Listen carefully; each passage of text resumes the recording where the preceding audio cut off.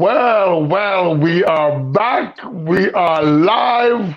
My God, after 2 weeks we have not been on, we are back. You can Fresh. see the huge smile on my face. That should say a lot about us being happy to be back on air. We are back, and welcome to viewers all around the world waiting for tonight's show. Thank you for tuning Absolutely. in Yeah. to It's highly FanJam Talk Show. anticipated. And what a Absolutely. time Thank you to for be tuning back. in. Thank you for What a tuning time. in. My name is Colin, and tonight we have Oyston all the way from what part of Seattle. America are you? Yeah, I'm in Seattle. I'm on the West In Coast. Seattle. So there's a Seattle London connection. And yes, we have lots and lots and lots of stuff to talk about. Also, I believe we have not one, I think we have two extra special guests. Nice. Um, yes, so let's see who comes up first. But how is have you been watching the games? Oh, How are things? yes. I have been watching, and to be honest, what an exciting time to be watching the games. Where do you want to start, Suncorp or ANZ? No, we're not going ANZ. We leave that for later.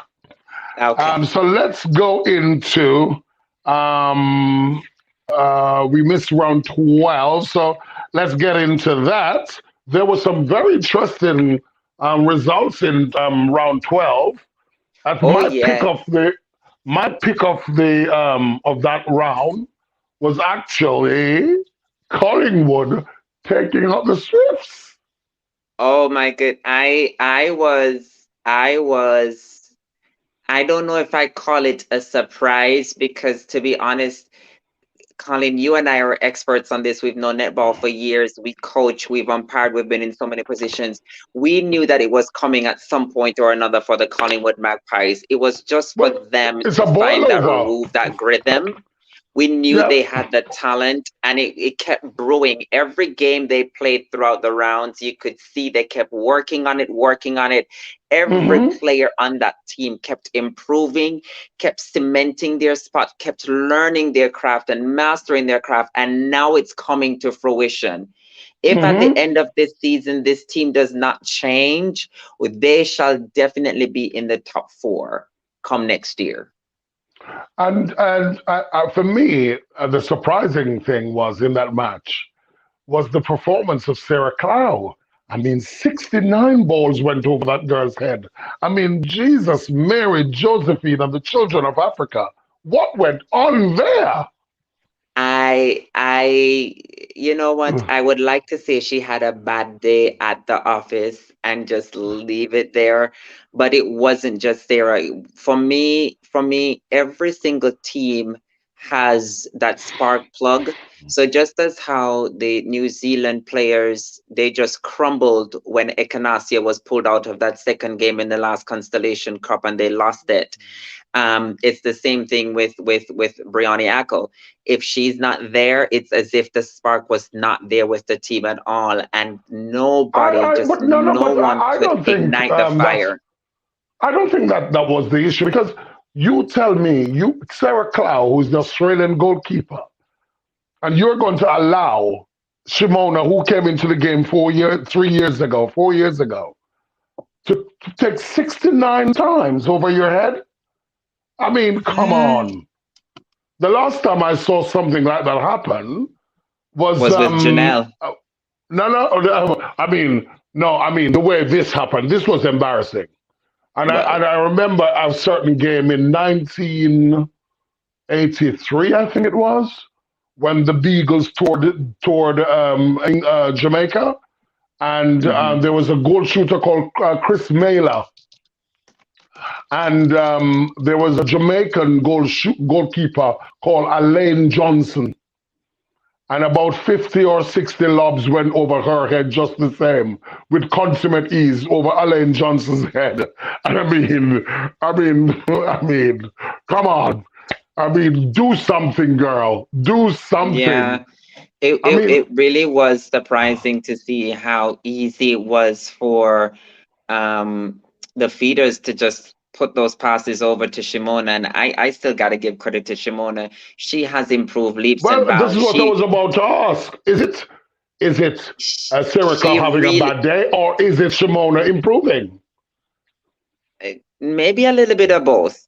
Because to be honest, I feel like Shimona has improved leaps and bounds. Yes, her hands have become really safe, Hmm. and that's a good thing.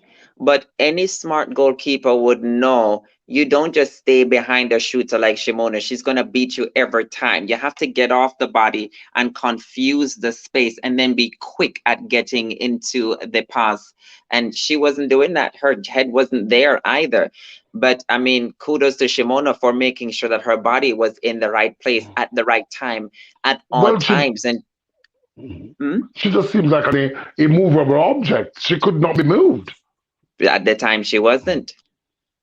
And that in that game she wasn't, and even in the last game that they played against the Firebirds, now that one was also a little shocking for me as well, because even with the height of Rudy Of Ellis. Rudy Ellis.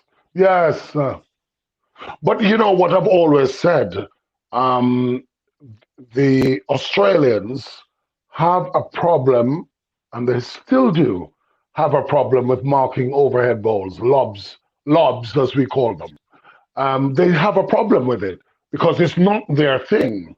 They rotate. They're learning how to do lobs. They're learning from an attacking point, but Yeah, defensively they're still struggling how to manage it. yeah, but even so, if anybody who knows netball and watches, the Australians lob are not, it doesn't have that curve. It's quick, but it's flat. And But so it's also and it's constantly rising.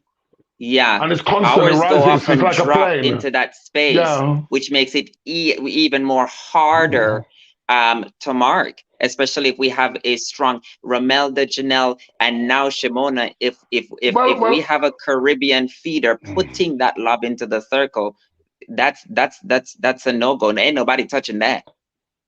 but the thing is, don't you think? Um, Again, how they view lobs is that they want to attack it on the way down, but the Caribbean players We take take it the in the ball middle at of the its air. highest point. Yes, at its highest point. So Yes. that makes it more challenging for the Australian girls. Because the Australian girls aren't. Let's be fair and say it like it is. They're not great jumpers, are they? They're not Mm-mm. very good They, jumpers. yeah.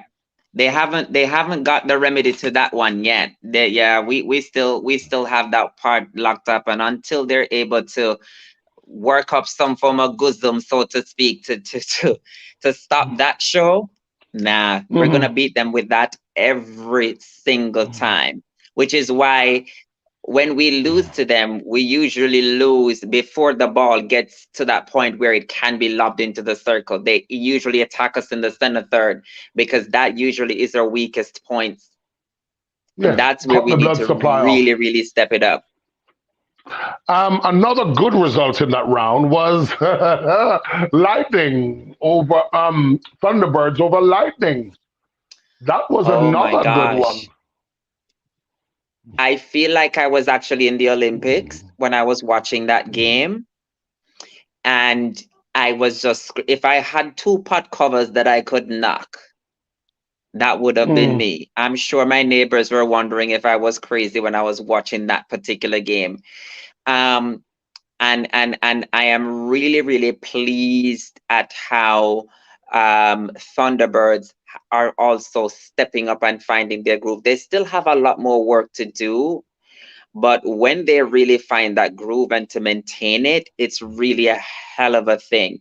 And of course, Well, what can we say about the Star GK leading the way every single time, just but making it a listen, there's been some, let's just say, some bad press, or on things on, especially on social media, about Tanya Obbs.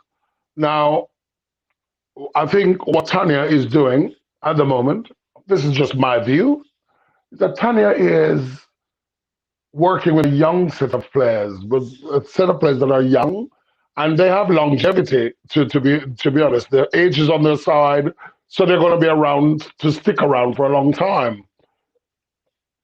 And I think she's molding them into this unit, and it's working. In my opinion, I think they're actually ahead of their schedule because they're coming on. They're a team you don't want to play right now. They're a team you just don't want to come up against because they are just lethal. If I have more confidence in a Simone McInnes with how the Vixens are right now than I do with Tanya Obbs. I mean, Why for is the that? past years that I've been watching her at the Thunderbirds, I have to disagree, Colin. I have no confidence in her skills as a coach. I find that just like her and is it Megan Anderson, the Hmm. Firebirds squad, the Firebirds coach, her choices in rotations and how she does stuff for me, it just brings into question um just her skill as a coach and I we all know that the Firebirds have the quality that is there.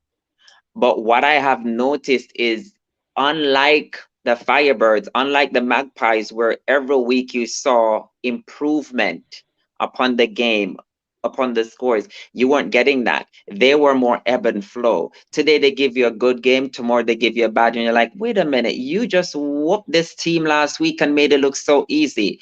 What happened? Why are we Well, getting all well, these well, well. mistakes? Can you blame the coach or can you blame the players? Because what you have to remember, Australian players are like robots.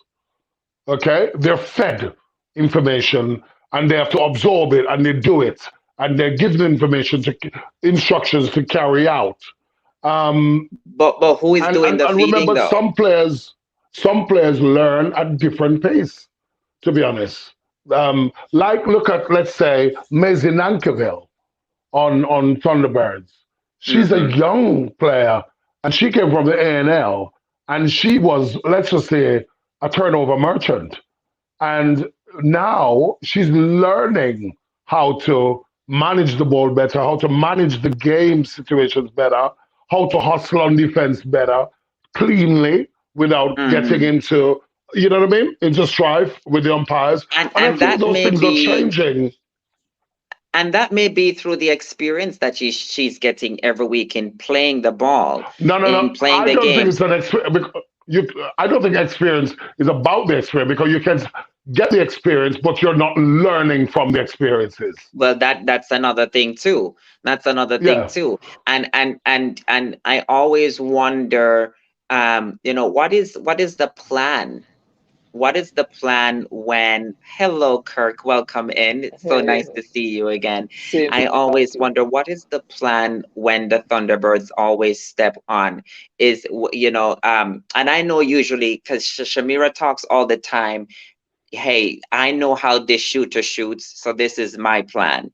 But I do not get that everybody else has a plan when they get in to say, hey, this is their strong suit. We need to shut down from here. We need to shut down this person. We need to move this person up to the top of the circle because we know they're not going to shoot from there and keep them there. And then, we just, I feel like they just go on and they're playing everything by ear. And I'm like, excuse me, you know? So it's that's just how I feel. But I am going to be optimistic because I'm very excited. And hello, Miss Khalifa. It's nice to see you. Hi, thank Right. you. Thank you. So let us then move on to um, our extra special guest we Yes, have let's give her tonight, all the attention she all the way deserves. from Melbourne, Australia. Australia. That's what I say. Melbourne, Australia. It's Khalifa McCullin. How are we, Khalifa? Good, thanks. I'm good. Having to Good. Firstly, let's get into it. Let's get Mhm. right into it. This is not a lip sync for our lives. Let's go straight into it.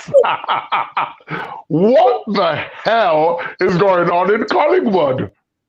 Wow. I think the team just like picked up a really good energy and picked up some steam, and we're full speed ahead. We want to make the best out of the last. We wanted to make the best out of the last couple of matches, and I think we're doing that at the moment, just shaking things up. And for me, the best part about you winning, when you win, is that celebration in the changing room where you all Oh sing that yes, song. sing that song for us, My Khalifa. Sing God. that song. To be honest, I do not know all of the lyrics. Sing No, what you I know. see you Sing what you beating know, the wall. Khalifa. All I see you Collingwood. beating the wall. Give her a break, guys. Give her a break. We can watch the video on Instagram. I can see you beating the wall, Khalifa, and They're all. I'm on the floor gagging. Yeah. So tell me, what is it like in the changing room afterwards? What is it? What does it feel like? I think it just feels good to win, especially for the players who've been here previously with Collingwood. Uh, I think it's just great to have a couple wins under our belts, and especially beating a team like Swifts. That was massive for I us because mean, that was yeah, that was just next level. yeah, and our thing was being able to play a full 60 minutes of very good netball, consistent netball. And we fell off a little bit in the last quarter, but we did quite well to maintain that consistency for majority of the game. And look, Shimona was absolutely formidable in the back there, like at the front there for that Swifts game. So I'm going to turn you over to our pundits, guys. Questions for our sharpshooter? First Khalifa, of all, what's up? Khalifa, thank you so much for taking the time to join with us this afternoon. I know things are so up in the air now with regards to where you go, when the next game is going to be. You plan your here it's this day, and then the next day you're on a plane to the next. So thank you so much for doing that. I know you mentioned a little bit about the team just getting in that groove, getting in that headspace of being consistent and staying there. Um, Tell me a little bit about what you have learned so much moving over into the ANZ and now moving over into the SSN. Where do you see yourself? This is like your baptism of fire, so to speak. Where do you see yourself come next year in terms of what you want to improve on to make yourself more dominant on court and even cement your spot as part of the starting seven? Look, I think for me, I probably need to spend more time in the environment and probably should have arrived a little bit earlier where, I could build those relationships. Hmm. But, I think moving forward, I, of course, know what to expect. I would love to stay here for Hmm. another year, like in the competition for another year, because I think, I have a lot to give and I wasn't able to, show that as much as I would have liked. So, Hmm. going back home, being able to play in that competition in October against Jamaica and just come back here, just ready to go, instead of having to build into Hmm. it. I know what I expect, know what my teammates are like, and yeah, just be able to hit the ground running if I get another opportunity. Yeah. So you mentioned Good. playing against Jamaica further down in October. What lessons are you taking home to share with the Trinidad and Tobago, the Soca girls, to say, hey, I've seen how these girls can play. You've seen them as well. This is how we're going to beat them if we stand a chance. I think for us, as a team, we need to learn about consistency and just transferring what we do in training to the actual gameplay against competition. So I think when I get back, I would definitely try to push the girls beyond their threshold and just try to lift that intensity because I think we miss the mark where that is concerned. A lot of the times we use the Hmm. word intensity and it's like, well, that is nowhere near where we should be in a training session. So just kind of implement that kind of attitude towards training. So when you get to actual game time, it is free roaming for us. Mhm. So you and Sam Wallace Kurt, are now major ambassadors on the international scene for the Soca Warriors. Any plans right now to see how best you can pull some of those other ladies with you, not just from Trinidad, but also throughout the rest of the Caribbean to say, hey, come and get this exposure. It's really good. Any Um, plans in place for that? well, not a plan per se, but I always try to stay in contact with, a lot of the potential players, the ones who have potential to, like get outside or so, even younger ones. I always try to, like shoot them a message and say, hey, like the sign-in window is open. You can check this out, like make sure and stay on top of your game and just encourage them because I would love to see, the leagues probably laid on with our open up. Caribbean players. I would love to see that because there's so much talent within the Caribbean. And I just think we need that exposure. And I just think that the world needs to see that. Mhm. Kurt, Thank you so what say much. you? Kurt, Hi guys, how you doing? Hi Khalifa. Hey. We can hear you. I think he's frozen. Yeah. Right. I So hope I'm showing a good face. Are you hearing me? we Yeah, can you're hear you you're now. frozen, Kurt. Okay. So Khalifa, I wanted to ask you, you're coming from the Steel, where you'd have played every game. Previous to that, you'd have played in the Celtic setup and the Super League setup, and you'd have been a main player on court in those teams. Coming out to Suncorp now, you have spent a lot of time on the bench, coming on as an impact player every now and then. How does that make you feel? I mean, you're in an environment where you have the opportunity to play against stronger players, train with stronger players, and a more high intensity environment. How are you viewing it? Are you saying, hey, I wish I'd stayed in New Zealand to get more core time, or are you just enjoying the experience and the development that comes from being in Australia? See, the thing is, I think, to be honest, of course, it would, bother me at some point. You have to talk to yourself mentally every single time because it's like, like, what am I doing wrong? What do I need to do? Like, things like that.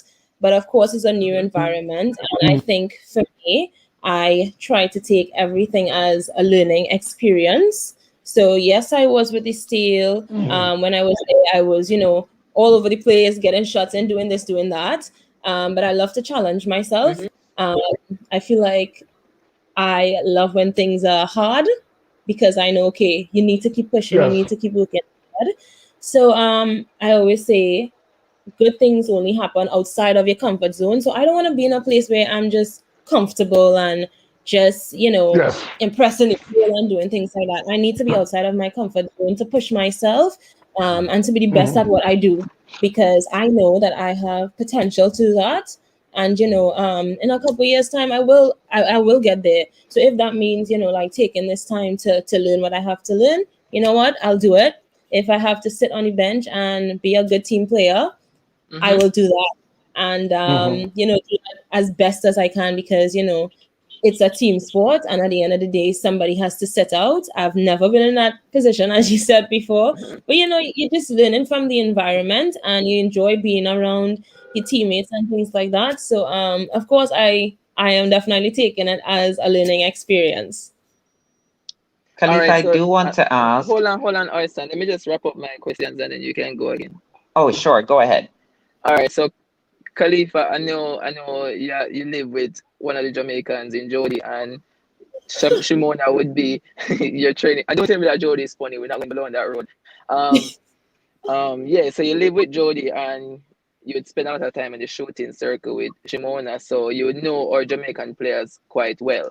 So there's a question I want to ask you because currently Jody is leading the league for defensive rebounds from the goal defense. She's the number one goal defense, rebounds, intercepts, and deflections in the league.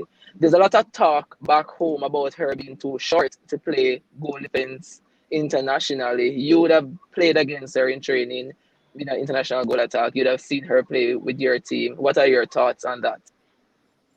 I think that's absolute BS. I feel like Jodie's best position is goal defense. She has an amazing closing speed, and Jodie has a dynamite jump. So I feel like that is absolutely out of the question. Like she does a good job in the league, playing against some of the best players in the world.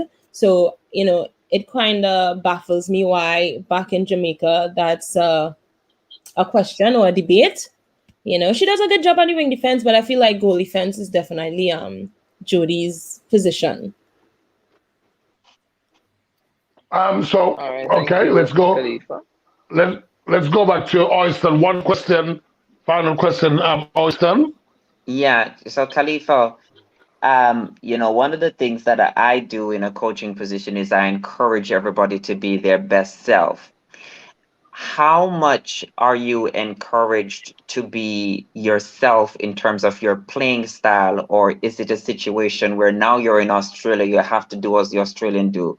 What is and every coaching is different, but how would you compare it to when you were in the ANZ and even to now, to be yourself and to embrace your playing style and to incorporate it in the team? I think the biggest thing is, learning to adjust and finding that balance, especially within the team, because I think what I do for me is very unique or different. Growing Mm-hmm. up, the people I looked at would have been Catherine Latu and Pamela Cookie. Like they were the people for me.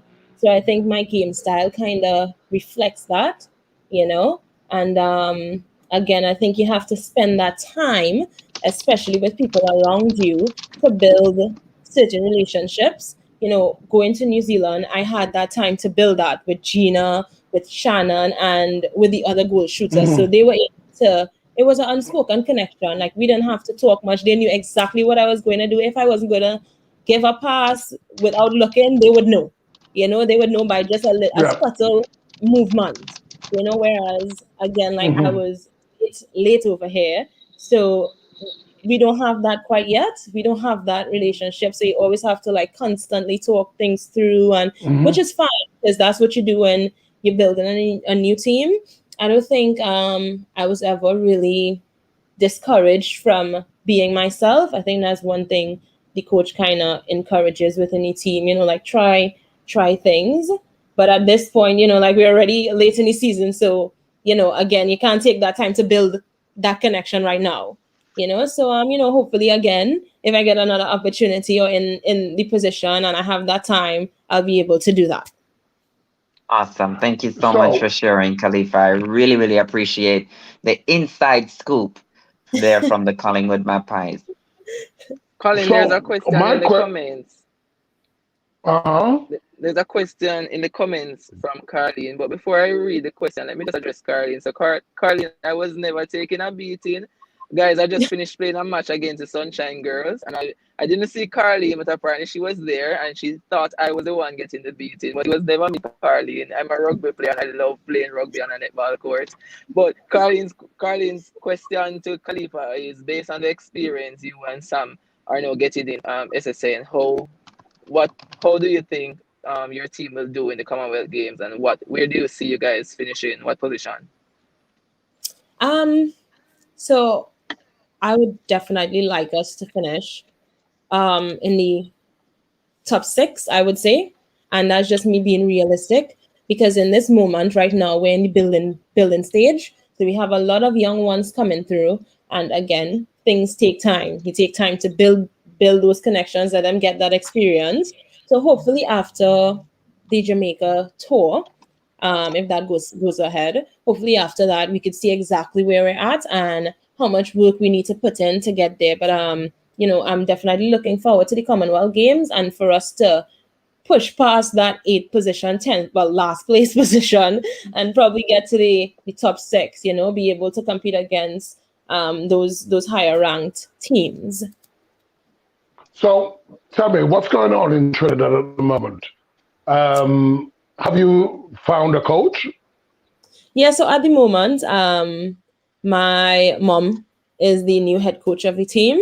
Okay. She doesn't really, she doesn't really give me much insight on what's happening. But when I talk to the Mm-hmm. girls, they're always like, "Oh, like the training is really hard. Like it's so hard, it's so intense." And I'm like, "Well, yep. that is the direction we need to go. That's what I need to hear. You said your mom? Yeah, my mom. Your mom. So my mom, Oh, yeah. awesome. Yeah, So so you heard it here first on Inside Access. yeah, so she's currently the head coach. But yeah, I think my mom is very rugged, and very rigid. She's a tough cookie. She pushes players, and I think she knows how to build a team quite well. Most of the times you find players playing for her, and I think that's what we were kind of like missing in the past. At the moment, we're just trying to implement, a couple team values and things like that, and build that connection, because I think that's what we needed in the past, and moving forward, that's what we need to do. But hearing from the girls, I think these sessions are quite structured, and I think that's just good to hear, coming off of the past 8 years or so. Well, may I just say that the Trinidad team that I've seen in 2019 and even before, they were just such a capable team, but something was missing. Something was missing from this. I don't know what Wesley Gomez was like, but it was, and I don't want to discuss him, but something was missing from that team, because I remember the World Cup, and you're losing to some teams that you lost to.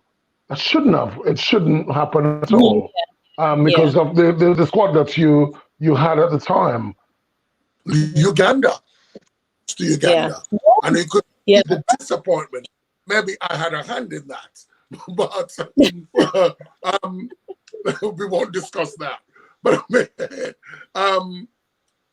you should have beaten Uganda. Yeah, absolutely. I 100% agree with that. Like that game was like that. I think that broke a lot of people, because we were ahead probably by two points or whatever, like coming down to the last, and then a change was made, and then everything just that was it. Like that was the game. Like that was that was the end of the game, and it was. I don't think we've played Uganda for a while, and knowing that they were like in the upper half of the rankings, we were like, well, yeah, like we have this, like let's just maintain this lead, and then it was just gone like so quickly, especially when we were putting in that work already. Shooters were on point during that game. I remember Uganda's shooters, like the goal attack was shooting 100%. I was shooting 100%. Sam was on 97% or something. Mary was on 90 something percent. So it was just like, it was a very closely contested match, and then it just went out the door after a change. But I think one of my vivid memory from that was the look on your faces afterwards.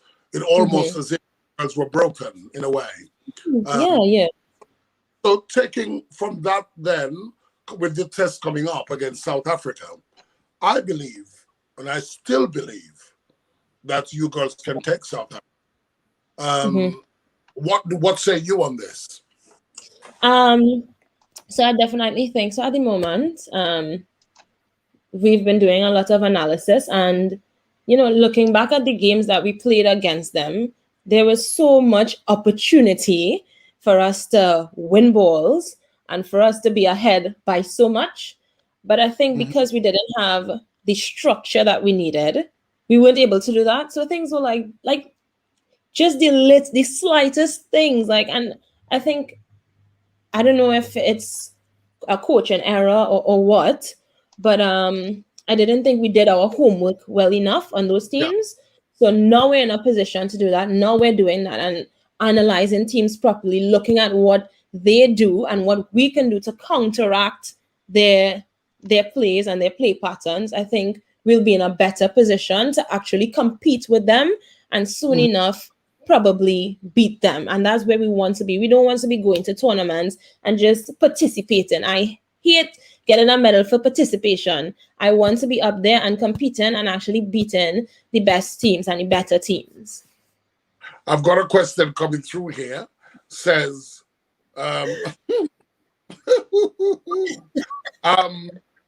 Collingwood, where do you see yourselves? Finals? I think finals. You know what? I think at this moment, now that we're on a high, I think that is definitely, well, we think that is within reach. Yes, we have to come up against the formidable fever team, but anything can happen on any given day, and I think that is definitely the aim for us to make the finals this year. So fingers crossed, we have a very good game against Fever, and we'll be there.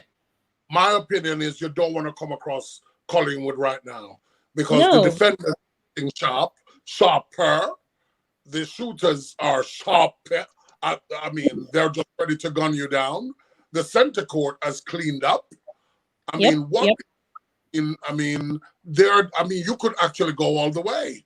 If they let you get in that top four, you become dangerous. You will be very dangerous opponents. So, absolutely. Kurt, what say you?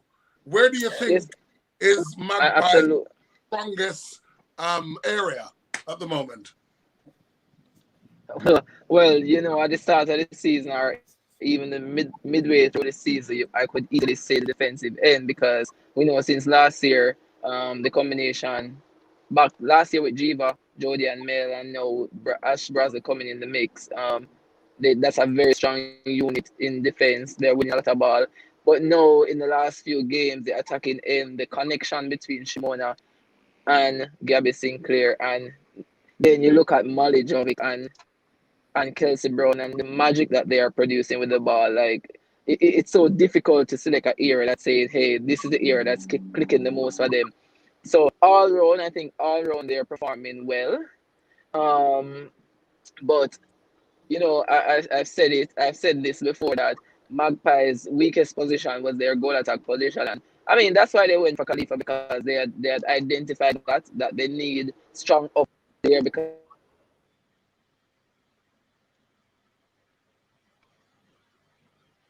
Hello? Are you with us? I think he got frozen there from driving. Kurt, you got froze for a minute, so you may want to repeat what you were saying. Are you hearing me now? Yeah, we can now. Awesome. Yes. So So I always say with after Medhurst retired that their goal as a position is what they needed to fill because we know that Shimona is raw talent but she needed like almost like a mother hen to kind of just guide her as to what she needs to do in the circle. And it's just like with any young player, they need somebody to remind them sometime this is how you're supposed to position, this is what you're supposed to do. And they needed that, but no, we're seeing Shimona mature a lot more, and we're seeing Gabby Sinclair trusting her and just letting the ball go from anywhere, and it's beautiful to watch. So I'm loving the attacking end at the moment, and if the attacking end clicks, there's no way they're going to lose because when you come up against Magpies, you're sure the defensive end is going to turn over ball, whether it's through intercepts or unforced errors, they're going to get gains. So yeah, I'm loving. I'm going to say with the shooting line for now. Because I think they're the difference. They're why they're winning now. Right. So the reality is when the attacking end plays well, the defensive end plays better because the ball is not coming down every other second. So they have more rest time, so they'll have more energy to contest. Well, let us go into some stats, guys. I hope you're ready for this, all of you. The Nissan net points. So in the Nissan net point, we have 1, 2, 3, 4, 5, 6. And of the 6 players that you've got there, 2 are Australian and the rest are of foreign extraction. So in first place, we have Janelle. Second place, we have Kim Ravellian. Courtney Bruce follows Romelda Aiken, Shimona, and Shamira. That's the top 6. What say you, Khalifa, on this? See, I know a lot of people have issues with imported players across here, but I think we bring so much value to this competition. Take those players away and, like how's the competition going to stand? Like what what's going to happen with the competition? Is it going to be as lively? Is it going to have, that energy? And I don't think it will. So as I said, I think the imported players, especially the Caribbean players, the African players, like they bring so much to this this competition. It's just beyond me sometimes. Oyster, goals. We have Fowler. This is Remy. pretty much saying to me, Colin, that any team can pretty much whoop the Australians if we put it right together, put the right ingredients in the pot.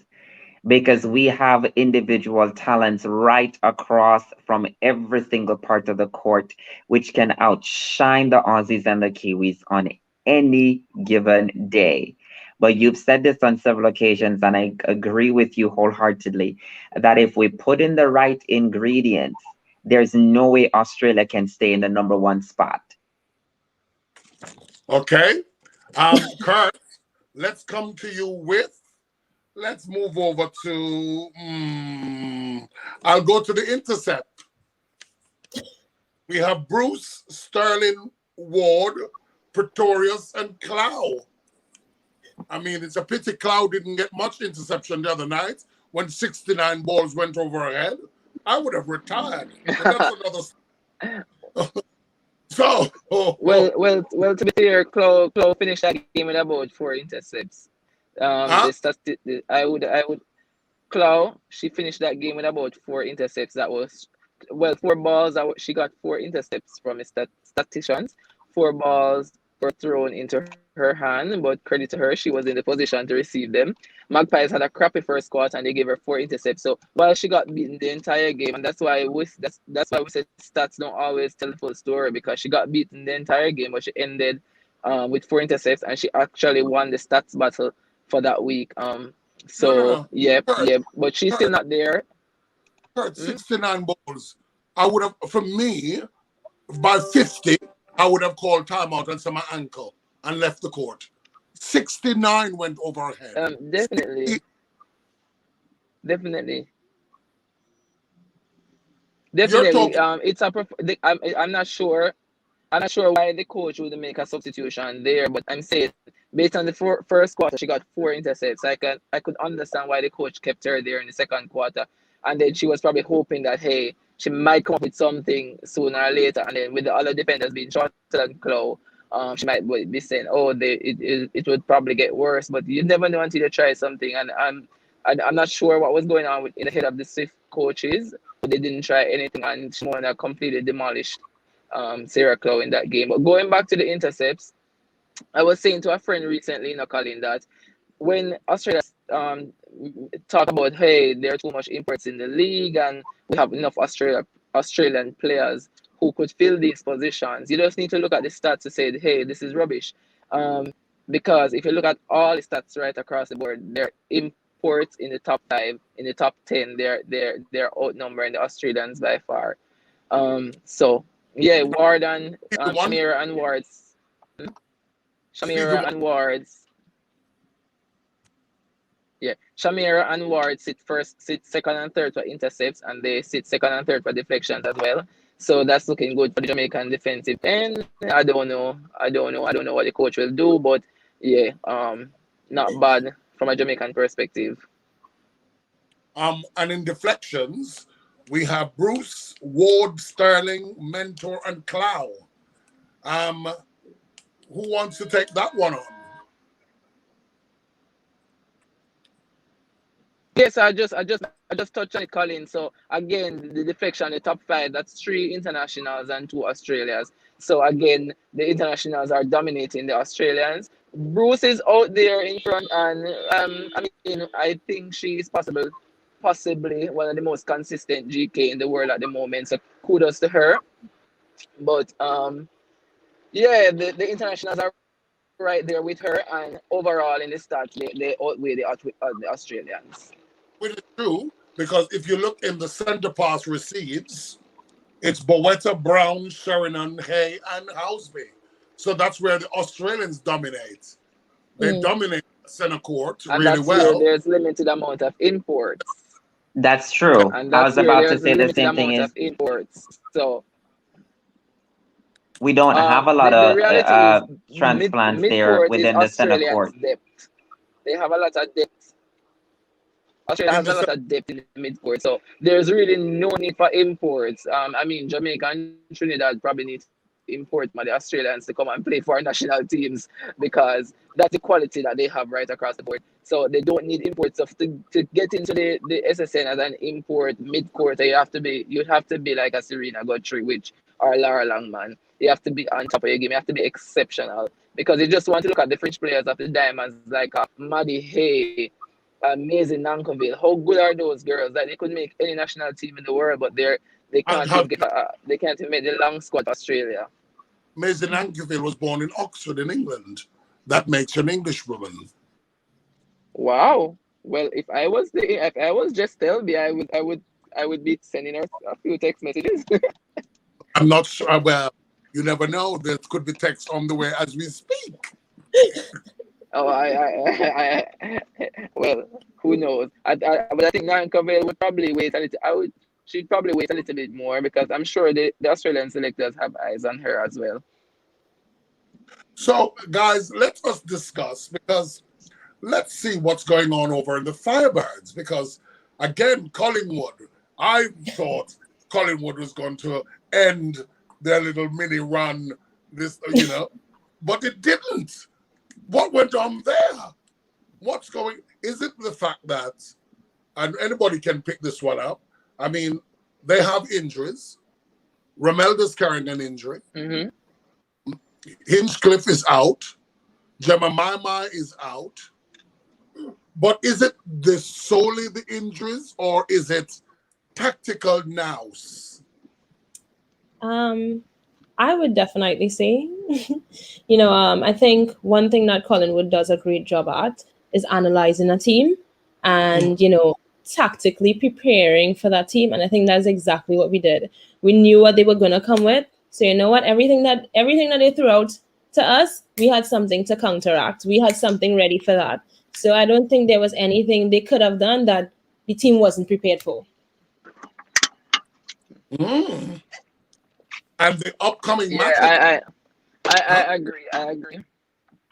I think Collingwood matches up well against Firebirds. One, they have two target shooters at both ends of the court in Ramella and in the two Jamaicans, of course, Ramella and Shimona. But so they both of them will win their battles. And for me personally, I wouldn't say I missed Hinchcliffe because if you look back at round 4 when they played, Shimona did the same thing to Hinchcliffe. And Rudy Ellis actually had more impact than what Hinchcliffe had in that round 4 loss. So I wouldn't say they missed Hinchcliffe. Rudy did a good job, but for me, the difference between these two teams, Firebirds, they are known for turnovers. So once a team stays with them, they are going to turn over the ball. And Magpies, they were safe with the ball. They finished that game with 20 turnovers across the game, which was incredible. So always going to be hard for Firebirds to beat Magpies because they have that target shooter. They have that target shooter, and Firebirds don't have the defender to stop that target shooter, and they don't play the ball safe enough to ensure that they run with Magpies and force it and use the scoreboard to pressure them into errors. But can we just say the press? No. Let's move away from that one. The question is Shimona Nelson a Jamaican, or she's going to remain a Jamaican, or is she Australian? Because that interview, I thought she was born in Melbourne. The interview was very strongly Australian. Shimona is a Jamaican. She's a Jamaican.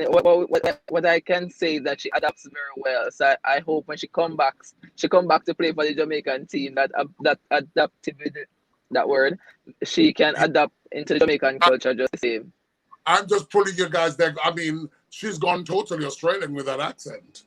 I love it. It's not just that for me, but I remember when Carla Borrego was drafted to play as well, and we never heard back from her, period.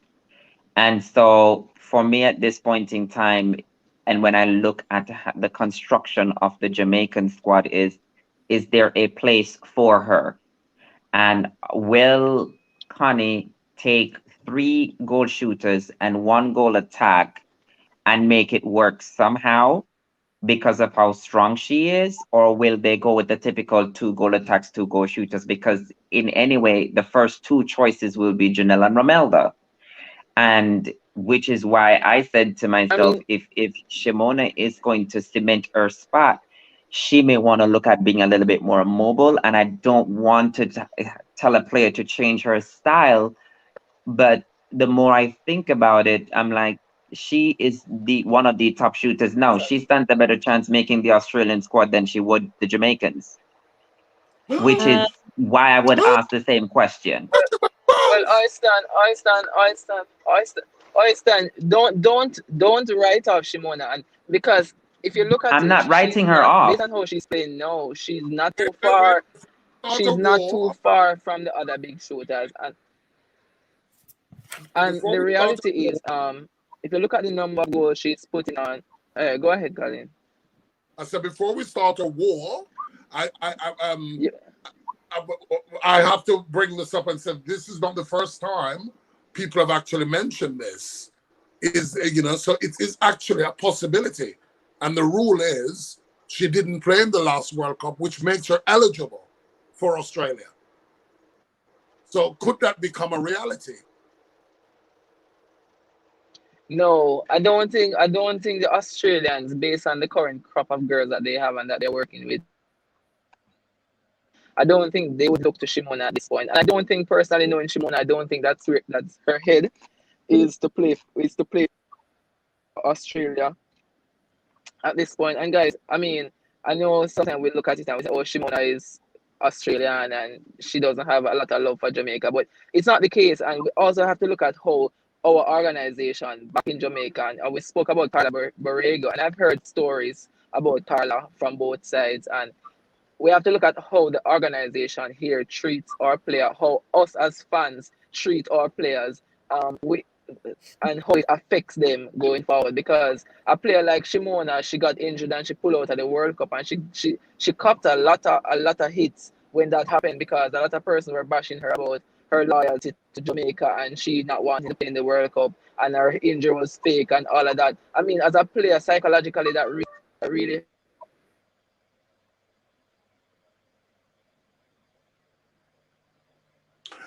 As he was saying, and he is right about that. But also, he made a very valuable point about treating your players with the respect that they deserve. That Um, is I, that is the I truth.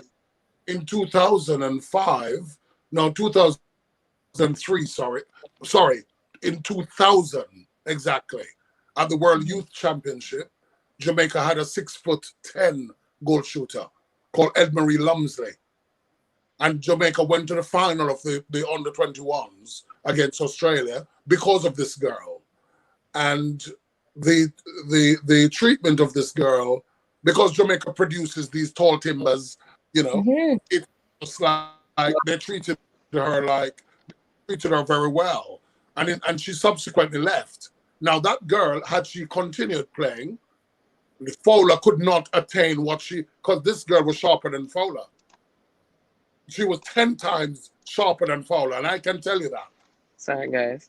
because I saw her. But they just didn't treat her very well. And we were Who we saying, talking about, Kurt, Colin? about what you we're saying that what you said about the association treating players really well. And so I made And up, not just the association, the country in general, but it starts on the association. but Mhm. so I used Mm-hmm. an example in the year 2000 at the World Youth when we had Edmarie Lumsley. You weren't born then. Um, Edmarie Lumsley Edmarie Lumsday was 6'11", 6'10", I believe she was, Mhm. and she was sharper. Her shooting was better than Janelle Fowler's. Wow. And what happened And to her? well, no, they treated her really bad. Then she left. Wow. Wow. And I did a course. My job had me do a psychology, course recently, and I learned so much from that course. And we have to look at how we treat our players, and we have to remember they are humans before they are athletes, and we have to cater to all sides of the athlete. So, and I mean, everyone's personality is not the same. Everyone won't respond to the same kind of coaching or management. So we have to ensure that we take care of our players. And mental health is a serious thing in sports, and we see it every day. Players who are, some players are on form, and then like next week you don't know what's happening with them, and then we are saying, wow, what happened?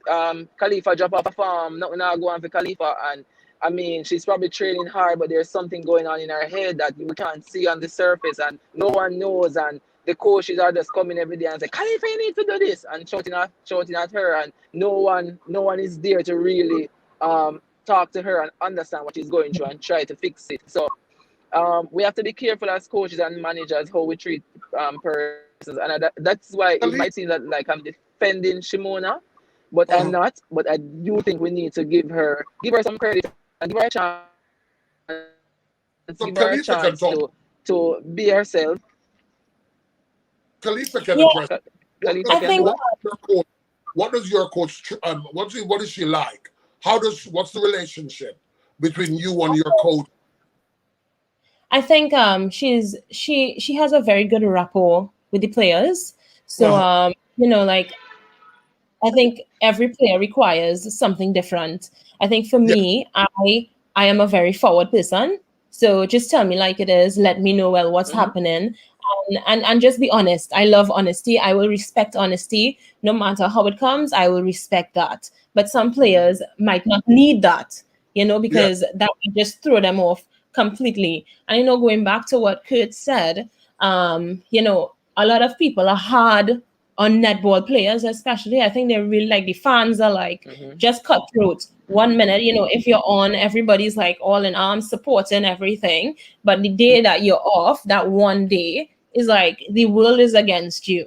And you know, that's why I encourage people to not take social media that seriously, because you know, like you would go on, you would have like a million, like a good few like great comments, and that one comment would just set you off the rails. That one negative comment, you know, you ponder on it, you spend time thinking about it, and you might actually start believing that as a player, you know. So I always tell people, you know what, don't take social media seriously. And I mean, it's easier said than done, but you know, these people are behind their phones on the computer, saying whatever Keyboard they feel warriors. like. Yeah, they're not in your position, and they don't know, you know, what's going on behind the scenes, you know. So people really need to try to be kind a little bit, you know. Try to be kind and try to be understanding.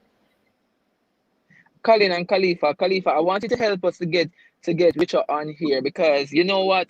I spoke about the coaches and how they approach different players, and you mentioned how good Richard is at that.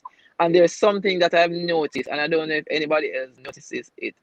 So before a game, Richard is the one. I mean, there's 3 defenders in the team, and if you look at social media, right before Shimona goes on the court, it's Richard is the defender, bodying up on Shimona, and you know, talking her through how she's supposed to position. And she's the defender, she's the coach, and she's out there on the court being the defender, marking Shimona, helping her with her positioning. And then you'll see her go over to Shimona and give Shimona a hug, or you know, how she treats Shimona.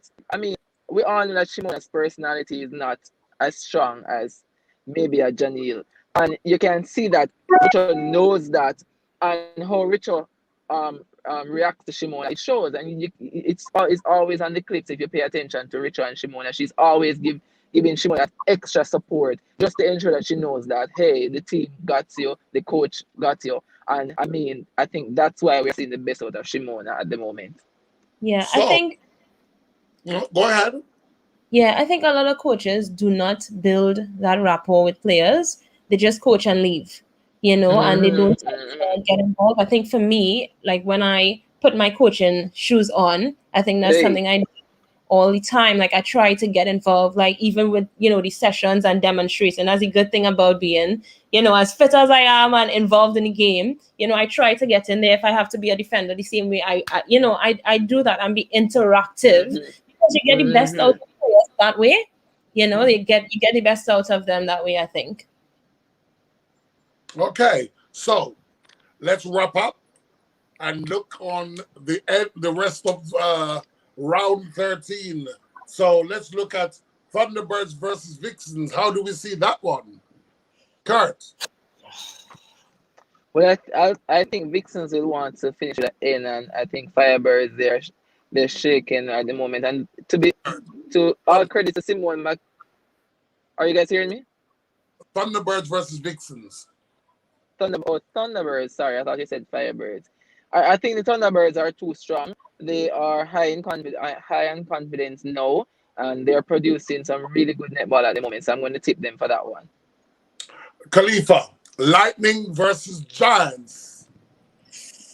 Ooh. Khalifa, you better say Giants. Because you need Lightning to lose.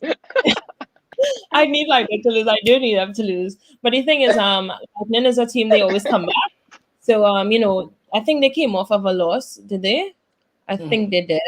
Yes. So, coming into this game, they know they have to win. So they will definitely be on pinpoint, with their gameplay. But so that's a tough one. But I'll go Giants because I want Lightning to lose. Okay. Exactly. It should have been a no-brainer. I'm coming to you. Collingwood versus Fever. You give me fever. Oh my God. We're going to have to get some DPH, We're going to get the Fever some DPH because Collingwood is going to take this one. They're going to finish this season on a high, and they're going to ensure that Richard signs a new contract with Collingwood for 2022. Khalifa, how do you see that one? I'll go Magpies. I'm not even gonna think about that. I am going with my team. Yes. And I'm gonna go with I feel it in my waters, but I'm gonna go with Collingwood. I really want Collingwood to win. Wow, Colin. I really want Collingwood to win this because I'm proud of you, Colin. I'm proud of you. I mean, that's a really good prediction. Oh, that would actually slot them in the top 4, would it not? Would it not? Lightning has to lose 2 games, and we have to win convincingly against Fever. They've already lost 1. Mm-hmm. Yeah. So they're going to lose against Giants. They have to lose 2 more. You have to lose 2 more. And then they'll have Swifts. So this competition is on a knife edge. Yeah. So Khalifa, are you in Brisbane at the moment? Yes, we are. Yeah. Oh, love Brisbane. Gorgeous place. Great weather. Lovely beach. Great food.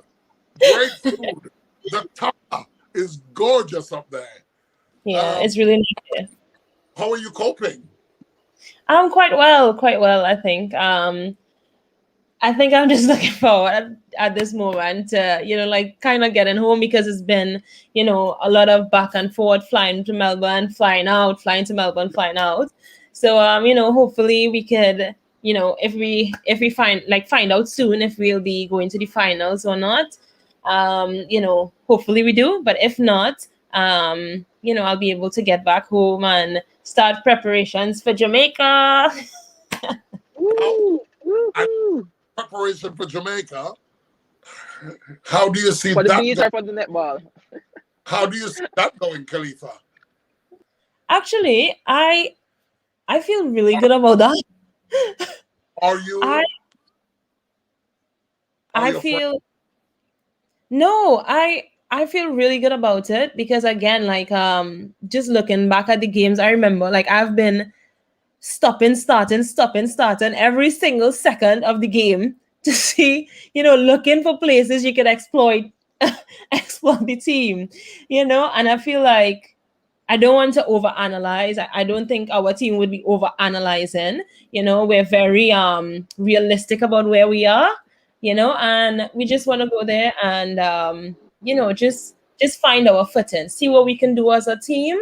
And we're not going there thinking we're going to lose. Absolutely not. That's not the attitude we're going with this time around. So I do not think that they should underestimate our youngins and our younger team. And yeah, just look forward for a battle. Like we're not gonna give up at all. Is there any new superstar that we don't know about? Well, there's one person that I've been keeping my eye on. She's a young defender. Her name is Didi. Very aggressive, has an amazing closing speed. She's strong, has a good jump. So, I'm looking forward to seeing what she does in the future. If she's selected on the team, I would, I would definitely keep an eye out for her. And I'm looking forward in seeing on the Trinidad team is that wing attack, that very young wing attack, the one that came to the World Cup. My God, she's big. Very short girl, very light skinned, I think, but very quick. I don't remember her name. Her name is so it's two sisters. One is Chantel and one is Shanice. Okay. So so I think you're probably talking about Shanice. At World Cup. Yeah, Shanice maybe. Yeah. Oh my God, love her. I wish we could get a contract in England and stuff. Caroline is asking how is Kemba? Oh, Kemba is actually the assistant coach of the team. So Kemba is coaching alongside my mom. Oh, awesome. Caroline, there you go. Caroline, you like how may I keep you involved? So, well, guys, that is it for the night. I would like to thank our extra special guest all the way from Brisbane, Australia, Khalifa McCullen. Khalifa, it was a pleasure having you here. I could talk to you for years. And so, good luck. Thank you. All of your backs. Jiva is my girl. Before you go, Khalifa, someone else is asking if now that your mom and Kemba is a coach, if that means you're a sure pick. Sure pick. My mom has been coaching me for all my life, and I feel like I've had it harder than anybody else on our club team. I've never been the captain of that team. I've been pulled off several times. Oh my! I've had it the hardest out of everyone. Tough love. Look at you now. Too tough sometimes. Look like they've made the best choice. Kurt, c'est un plaisir comme d'habitude. Thank you, Colin. And we look forward to next week's installment after these games, because there's going to be a lot to discuss. Thank you, guys. Help us to get Richa on next week, please. Okay, yes. I'll have a conversation with her. Thank you. And thank you, guys, and thank you, viewers, for coming in. I know we've missed 2 weeks because of technical difficulties, but we're here this week, and we will be back next week. And hopefully I will have some good news too to share with you. So, until then, much love and good night. Bye, guys. You guys are having me. Good night. Bye.